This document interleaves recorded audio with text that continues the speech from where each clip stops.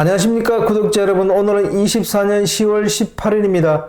전국 영업용 화물차 번호판 시세 좀 알아보고 있습니다. 먼저 대표님 본인 소개 좀 해주세요. 예, 안녕하세요. 전국구 영업용 칼산상사 이원복입니다. 네, 대표님. 예. 화물차 시세는 이번 주에도 변화가 없죠? 역시나 혹시나입니다. 예. 개인 소형부터 말씀드릴게요. 개인 소형은 1.5톤 이하를 개인 소형이라 그러는데 전주와 동일하게 2,980만 원에 거래되고 있고요. 개인 소형 전기차 남바가 2,700만 원인데 개인 소형 전기차 남바 필요하신 분들은 바로 연락 주시면은 요즘은 바로바로 구매가 가능하십니다. 개인 중형은 1.5톤 초과 16톤 이하를 개인 중형이라 그러는데 전주와 동일하게 2,750만 원에 거래되고 있고요. 개인 대형은 16톤 초과 차량, 금액은 3,600만 원에 거래되고 있고요. 출애라는 6,500만 원, 5톤 덤프는 3,300만 원에 거래되고 있습니다. 네. 대표님, 개인 소형 중에 전기차 있잖아요. 예. 이 거래도 없는데 왜 저렇게 시세를 알아보는 사람들이 많아요? 그래도 개인 소형 전기차를 사가지고 전기차, 그것도 중국산 전기차를 사서 간혹 붙이시는 분들이 좀 있어요. 네네. 그래서 저희가 중국 전기차를 산다 하면 저희가 적극 말리죠. 네. 나중에 사는 것은 괜찮은데 팔로가 전혀 없다. 네. 그래도 저희가 아무리 그렇게 얘기해도 또 사시는 분은 사시더라고. 네. 예. 팔로가 없다는 거는 중고차 시장에서 잘 안 팔린다는 건가요? 잘 안 팔리는 게 아니고 사시는 분이 제로예요. 예. 그러니까 중고차 시장에서도 매입을 안 하네요. 중국차는 일단 AS 조건에서부터 뒤떨어지기 있고 처음에 새 차선에는 하자가 별로 안 나타나는데 조금만 타면 하자가 많이 나타나더라고요. 네. 예. 그리고 왜 이렇게 화물차 시장의 그 번호판 넘버는 이렇게 변동이 없어요? 만약에 경기가 나쁘면 좀 내려가든가 뭐 그래야 되는 거 아닙니까? 이거 화물차는 말 그대로 생계형이에요. 생계형이기 때문에 경기가 적당히 안 좋으면 화물차 넘버 시세는 고공행진을 해요.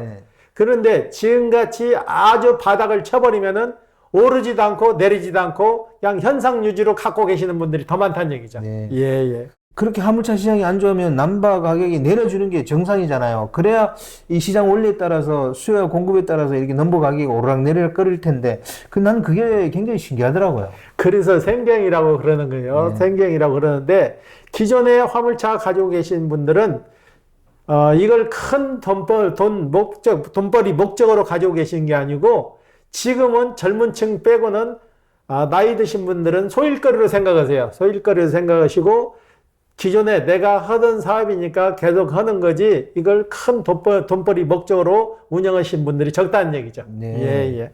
화물 하시는 분들 얘기를 들어보면 화물차가 좀 많다 이런 얘기 하시는 분이 꽤 많아요. 이게 사실인가요? 그렇죠. 불필요하게 시장 조사도 않고 그동안 너무나 무자비하게 내준 거죠. 전기차라고 해서 전기차 남바 지자체에서 무작위로 내줬죠. 냉동차라고 해가지고 냉동차 남바도 전에는 무작위로 내줬어요. 운수회사에서 그 무작위로 내는 번호판을 시중에 되팔았기 때문에 지금 번호판이가 엄청나게 늘어난 거죠. 예. 또 화물일 하시는 분들이 보면 이 무상으로 풀린 전기차 때문에 그 운송 요금이 많이 타격을 받았다 이렇게 얘기하는 분이 있더라고요. 이것도 또 사실인가요? 저희가 사실이라고 하게 되면 전기차 하시는 분들이 당장 한마디 할 거예요. 그런데 이분들이 좀 저렴하게 받는 건 맞아요. 인정할 건 인정을 해야 되는데 그렇죠. 그분들은 그걸 또 인정을 안 하니까 디젤 차나 LPG 차 가지고 운전하시는 분들은 연료비가 어느 정도 책정돼서 그 단가가 맞지 않으면 못 가는데 전기차 하시는 분들은 연료비가 적게 들어가니까 그 단가가 낮아도 간단적으로 많이 얘기를 하시는 거잖아요. 없는 소리를 얘기하는 건 아니겠죠. 예. 전기로 가니까 그 연료비가 적게 되니까 저단가의 그런 물건도 잡아서 그냥 가게 되는 거 그런 얘기죠. 그렇죠. 네. 그럼 대표님, 다음 주에는 그럼 또, 뭐, 그대로 이 화물차 시장의 넘버는 그냥 그대로 또 가는 건가요? 큰 틀의 변함없이 다음 주에도 역시 이 시세를 유지할 것 같아요. 내리지도 않고 오르지도 않고. 네네. 예, 예. 이번 주 거래건 중에 기억에 남는 건 있으면 얘기 좀 해주세요. 3.5톤을 가지고 계신 분인데 이분은 건강이 안 좋아서 3.5톤을 팔았어요. 네. 팔았는데 이분이 전에는 3.5톤이 나오면은 당연히 철판을 깔았죠. 철판을 깔고 이럴 수 있게끔 공구도 장착을 하고 해가지고 검사 받는데 전혀 지장이 없었어요. 전에는 웬만한 것은 다 검사 통과됐는데 요즘은 법이 이상하게 바뀌어가지고 중형차가 나오면은 당연히 철판을 깔아서 보강을 해야 물건을 실 수 있는데 철판을 깔아서 중량이 좀 더 나갔다고 해가지고 구변을 하라 해가지고 검사를 안 해주는 거예요. 네. 검사를 안 해줘가지고 구변을 하게 되면은 구변비가 또 한 30만 원 정도가 들어가요. 거기까지는 좋은데 구변을 하게 되면 톤수가 줄어가지고 또 유류비가 또 줄어들어요. 네. 이거 참 아이러니한 거예요. 네. 처음부터 절판을 깔아가지고 나와가지고 3.5톤이라고 하면은 그 톤수를 실게끔 해가지고 나와야 되는데 적재함이 약하니까 나와서 기사분님들이 돈을 들여서 철판을 좀 보강을 하고 짐을 좀 튼튼하게 실려고 철판을 보강을 하는데 거기에 대해서 중량이 오버됐다고 해가지고 검사를 안 해주고 구변을 다시 하라 그래가지고 구변을 하게 되면은 또 유류 받는 지원금을 또 줄인다고요. 네. 참 법이 아이러니해요. 네. 예, 예. 그게 이번 주 거래건인가요? 예, 예, 그렇죠. 며칠 전에 팔으신 분인데 이분은 그래서 검사를 못 맡았어요. 네네. 검사를 못 맡아갖고 3개월이 지났는데 저희한테 의뢰가 와가지고 그러면은 저희가 검사를 구변을 해서 검사를 맡아가지고 진행을 하는데 마침 그런 차를 또 원하시는 분이 있어요. 구변을 해야 될 차가. 이분은 그 차를 사가지고 익스프레스 이삿짐 센터 차를 만들기 때문에 탑을 씌우기 때문에 그분은 어차피 구변을 해야 되니까 그분한테 저희가 매매를 해서 다행히 이분은 그냥 해결을 해드렸어요. 네. 예, 예. 구변 얘기 나왔으니까 좀 다시 한번 질문 드리겠습니다. 이거 유튜브에 저희 구독자분이 올린 글이에요. 그 화물차 그 출고해가지고 언더코팅 해야 되냐 거기에 대해서 댓글을 다셨더라고요. 어떻게 해야 되는지 거기에 대해 답변 좀 해주십시오. 승용차 같은 경우는 차량이 고급차고 그래서 언더코팅을 많이 하는데 지금은 언더코팅 안 해도 차량 수명 20년은 거뜬히 쓸 수가 있어요. 네네. 바닷가에 가서 짠물에 잠그기 전까지는 아무렇지 않으니까 굿해요. 비싼 돈 들여서 언더코팅 할 필요가 없어요. 네. 예, 예. 이거는 카센터나 하시는 분들이 돈벌이 목적으로 언더코팅을 하면 더 좋다. 보강을 해라 하는데 보강 안 해도 지금은 행가장치라고 해서 스프링을 하나 더 보완해서 나오기 때문에 별도로 더 보강 안 해도 돼요. 네. 예, 예. 또 이런 얘기하면 영상 처음 보시는 분들은 뭐 매매상소 대표가 무슨 자동차 구조에 대해서 뭘 그렇게 잘하나 그런 의아심을 가질 것 같아요. 대표님이 그 옛날에 자동차 정비업소도 했다는 거 좀 설명 좀 해주십시오. 제가 하이카 서비스 정비 공장도 4년 운영을 했고 제가 정비 자격증도 가지고 있어요. 그리고 웬만한 차는 저는 소리만 들어도 다 알기 때문에 제가 자신 있게 말씀드리는 거고 차가 나와서 언더코팅 안 해도 충분히 그 수명만큼 쓰고 사용하실 수 있고 화물차 구변 안 해도 언더코팅 안 해도 아무 이상 없으니까 별도로 돈 들여서 구변할 필요 없습니다. 네. 예, 예. 거기다가 대표님 화물차 운전 경력도 좀 설명해 주십시오. 전에 제가 물류 회사를 하다가 잘못돼가지고 화물차도 한 4, 5년 정도 제가 네네. 직접 몰고 전국을 다 누빈 적이 있어요. 네네. 4.5톤 6m 25짜리 나왔을 때 그것도 제가 한 4년 정도 했고 개인 택시도 참고적으로 제가 6년 운영을 했습니다. 그리고 정비 공장도 4년 정도 했고 예, 예. 구독자분이 그런 댓글을 달아놨더라고요. 뭐냐면 화물리를 모르니까 1톤 카고 같은 걸 안 빼고 스포츠칸이나 스타리아를 빼가지고 영업일을 하려고 그런다. 이런 댓글을 달아놓는데 이게 맞는 얘기일까요?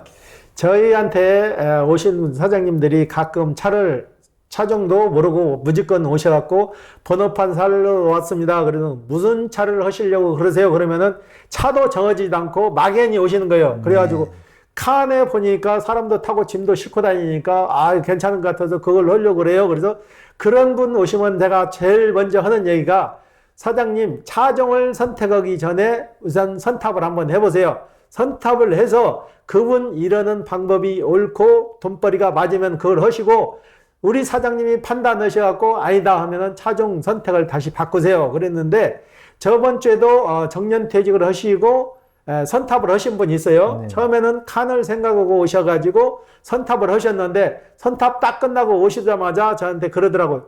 사장님 칸은 아닌 것 같아요. 그래서 불편하시죠? 그러니까 불편하대.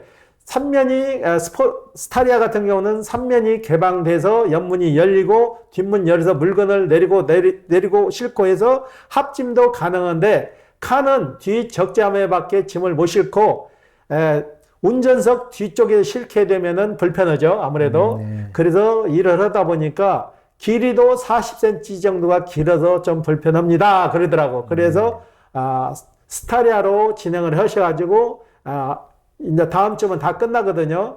그분도 선탑을 한번 더 원하시더라고. 칸으로 선탑을 해가지고 한번 수박 거달기만 했는데 이제 차 샀으니까 다시 한번 정상적으로 한번 해봐야겠습니다. 해갖고 다시 선탑 날짜를 잡아가지고 정해드렸어요.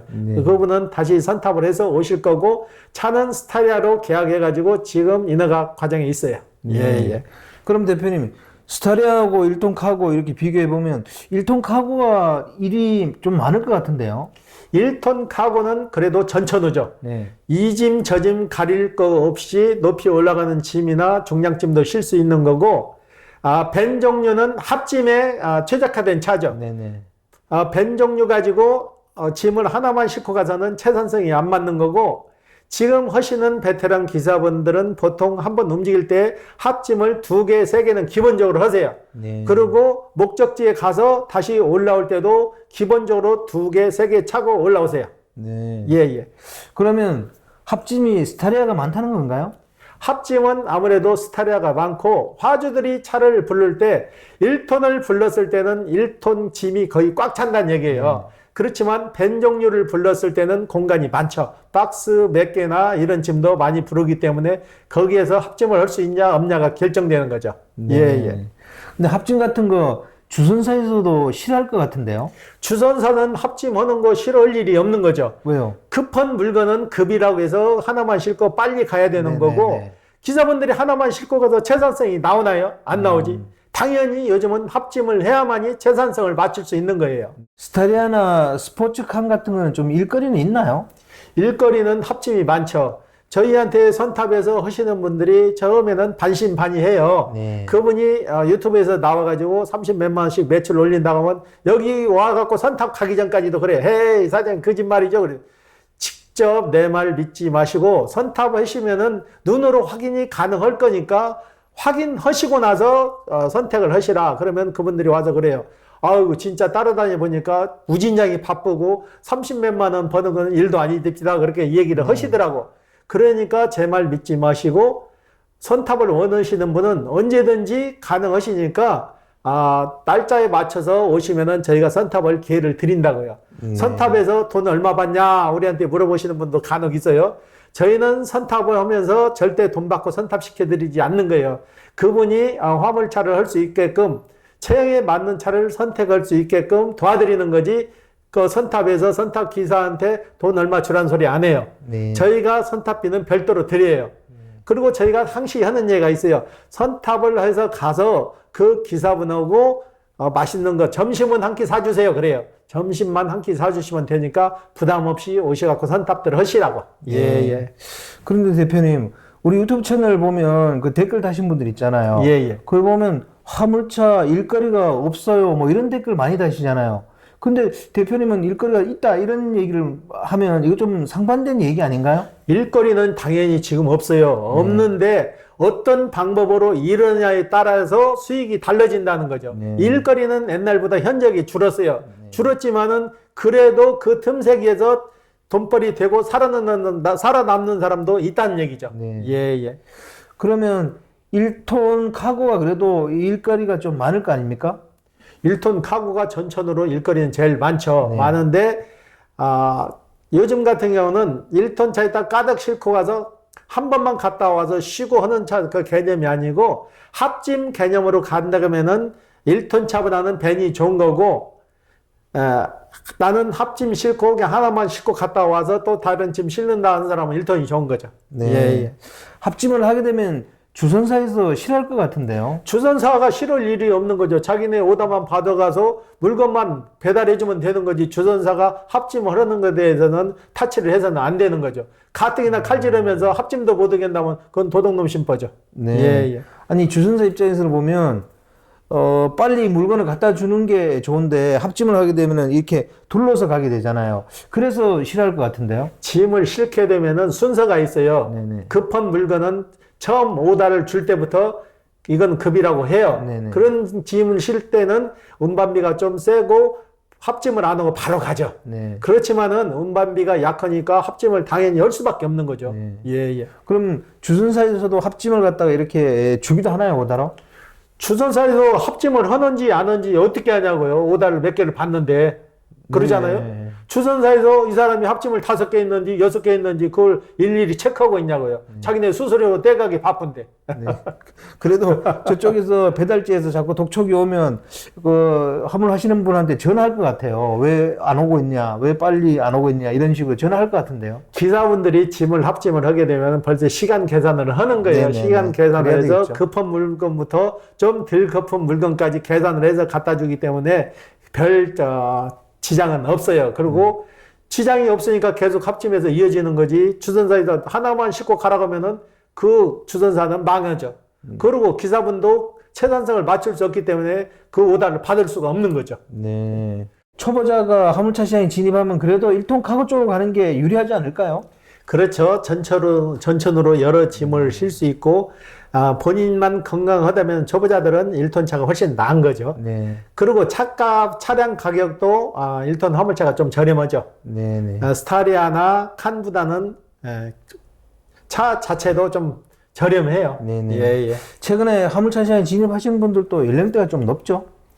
연령대가 높고 요즘은 젊은 층도 좀 간혹 와요. 젊은 층이 온다. 젊은 층이라고 해도 50대 후반이죠. 네네. 50대 후반이고 아주 젊은 층들도 거의 안 오고, 요즘은 또 개인 택시를 팔고 오시는 분들도 종종 있어요. 네네. 며칠 전에도 개인 택시를 팔고 4톤차 차량을 사가지고 하는데, 이분도 그래요. 개인 택시 해서 하루 종일 힘들게 여러 손님 모시는 것보다 차라리 화물차로 한두 탕 하는 게 더 나을 것 같아서 화물을 선택한다 그래요. 네. 근데 그런 분도 있어요. 그러니까 개인 택시 하시는 분들도 화물로 오고, 화물차 하시는 분도 개인 택시로 가고, 왔다 갔다 하는 추세예요. 예. 네. 그래도 화물차 시장이 좀 잘 됐으면 좋겠는데 경기가 너무 안 좋으니까 화물차 시장을 바라보는 사람들이 좀 많이 이렇게 안타까워하는 것 같더라고요. 일단은 주선사에서 정당한 오다를 주고 우리 기사분님들 힘들지 않게 칼질 안 하고, 차 일 끝나고 아무데나 큰 차들 마음대로 주차할 수 있는 공간 확보해 주시고, 그 다음에 정부에서 유료 지원 리터 제한 없이 풀로 해주고, 그리고 DC율도 지금 하는 것보다 한 50% 더해서 해주면은 요금 안 올려줘도 충분히 가능해요. 네네. 그게 안 되니까 힘들어지는 거지. 네. 예. 마지막으로 대표님, 화물차 시장에 진입하시는 분들에게 꼭 당부하고 싶은 말 한마디만 있으면 좀 얘기해 주십시오. 일단 화물차 시장에 진입하려고 하시는 분들은 사전 조사도 필요하지만은 마음가짐을 좀 가지고 오셔야 돼요. 내가 화물차 시장에 와서 닥치는 대로 일을 해야지, 시작도 하기 전에 손쉬운 것만 생각하시고 오시면 안 된다고요.